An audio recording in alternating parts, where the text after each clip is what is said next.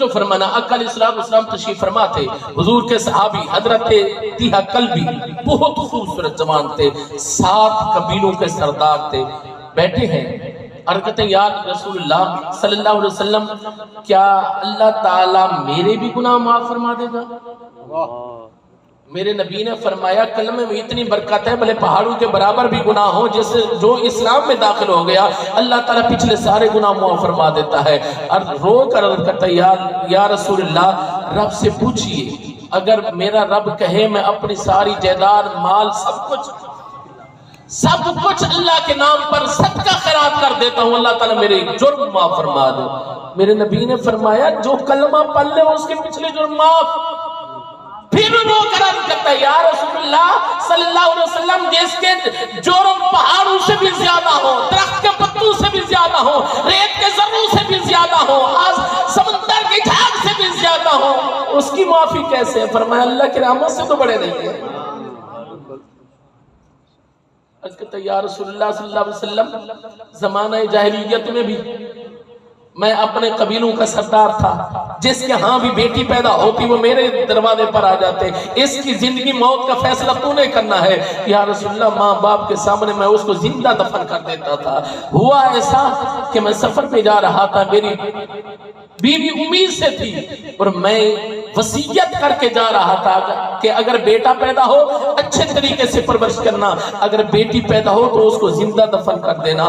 اب مجمع صحابہ کرام کا لگا ہوا ہے، آقا علیہ السلام سب جھکا کر اس کی بات سن رہے ہیں۔ اب ذرا توجہ فرمانا، وہ صحابی رسول طیہہ کلبی قبلہ اپنی آپ بیتی سنا رہے ہیں یا رسول اللہ صلی اللہ علیہ وسلم پہلے لوگ آپ بھی جاتے ہیں دبئی ادھر ادھر جو کام کرنے جاتے ہیں 2 سال بعد آتے ہیں 2.5 سال بعد آتے ہیں، اور تب بھی عرض کرتے یا رسول اللہ میں 2.5-3 سال لگا کر جب واپس آیا تو میں نے دیکھا کہ میرے صحن میں ایک بچی ہے جو ٹہل رہی ہے کھیل رہی ہے۔ میں نے آتے ہی سب سے پہلے سوال کیا کہ یہ کون بچی ہے؟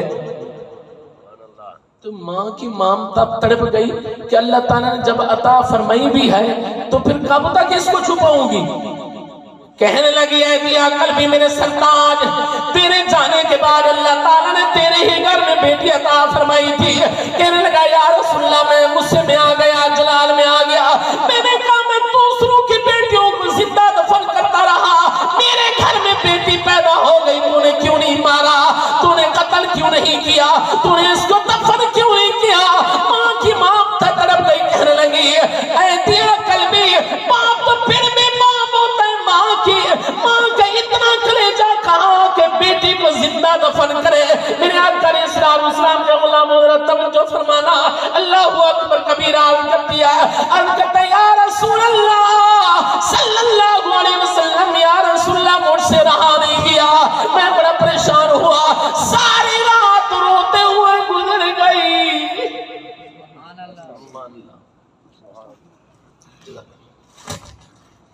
یا رسول اللہ ساری رات پریشانی کے عالم میں گزری، اور جو ہی صبح ہوئی میں نے اپنی بیوی سے کہا اس کو جلدی کر تیار کر، آخری بار جتنا ملنا ہے مل لے۔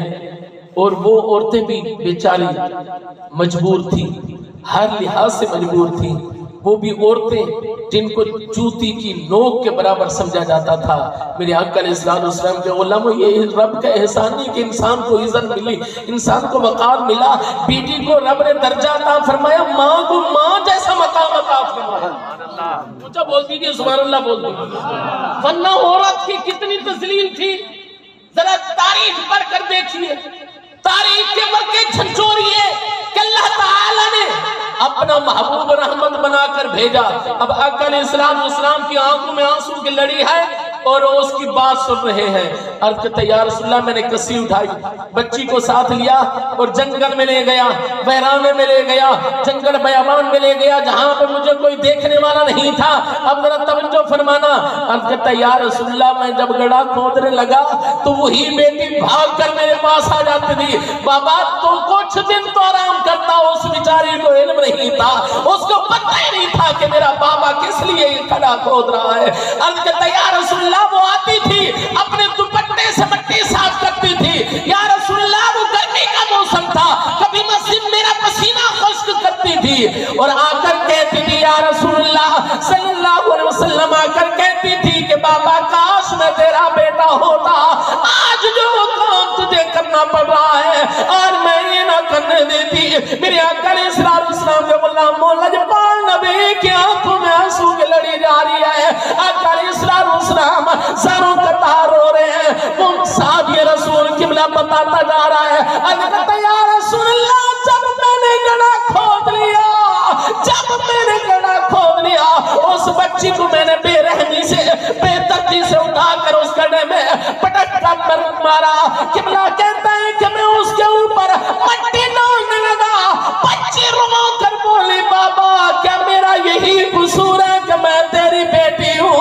बाबा मेरा कसूर तो बताओ, मेरी उम्र कितनी है, कितना बड़ा जुल्म कर रहा है। मेरे आका के गुलाम लजपाल नबी ने फरमाया ऐतिया तुझे फिर भी तरस न आया? या रसूलल्लाह हमारे दिलों पर जहालत के पर्दे छा गए थे, मुझे रहम नहीं आया, मुझे तरस नहीं आया। मेरे आका अलैहिस्सलाम के गुलाम लजपाल नबी की आंखों में आंसू की लड़ी है। आका अलैहिस्सलाम ज़ारों कतार रो रहे हैं, सहाबाए किराम रो रहे हैं। कहते हैं या रसूल अल्लाह आखिर में जब बच्ची ने देखा मेरी बच्ची की कोई सूरत नहीं है, रो कर कहते हैं बाबा मेरे सामने खड़े होकर मट्टी तो डाल, ताकि जब तक मेरी आंखें खुली रहे बाबे का चेहरा तो देखती रहूं। मेरे नबी ने फरमाया दिया बस कर, मुझ मोहम्मद का कलेजा फटता है। मेरे आका अलैहिस्सलाम के गुलामों लजपाल नबी अलैहिस्सलाम किबला खड़े हो गए, सहाबा को मुखातब करके फरमाया लोगों अल फातिमा तो बिदअत मिन्नी, लोगों फातिमा मेरे जिस्म का टुकड़ा है, फातिमा मेरे जिगर का टुकड़ा है। और मेरे नबी की आंखों में आंसू थे। फरमाया जिस तरह फातिमा मेरे जिगर का टुकड़ा है, हर बेटी अपने बाप के जिगर का टुकड़ा है। फरमाया लोगों रब ने बेटी को रहमत बनाकर भेजा है। मेरे आका अलैहिस्सलाम ने किबला खड़े होकर मुखातब करके फरमाया मेरे गुलामों तुम भी सुनो, मेरे आने वाले गुलामों को भी बता देना, जो मेरा उम्मती, जो मेरा गुलाम, जो मेरा कलमा पढ़ने वाला इंसान अपनी दो बेटियों की या दो बहनों की अच्छे तरीके से परवरिश करके उनकी फर्ज की अदायगी करेगा, फरमाया याद रखो कल कयामत के दिन इस तरह जन्नत में जाएगा जिस तरह मेरी दो उंगलियां हैं।